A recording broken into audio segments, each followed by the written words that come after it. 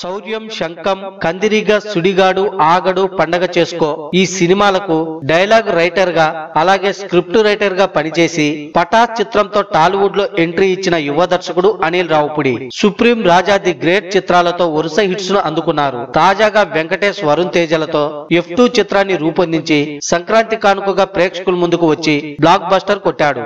ఆగడు చిత్రం మొదటి పార్ట్ పూర్తయిన సమయంలో పటాస్ చిత్రంకు ఆఫర్ వచ్చిందని దాంతో Aagadu second half Anil Ravipudi work చేయలేకపోయాడట.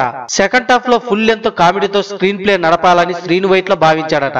Anil Ravipudi కూడా ఆగడు చిత్రం సెకండ్ హాఫ్ ను తన పటాస్ చిత్రం తరహాలో ఎమోషనల్ గా అనుకున్నాడట. కానీ ఈ లోపు పటాస్ లో ఛాన్స్ రావడంతో ఆగడు సినిమా నుండి తప్పుకున్నాడట.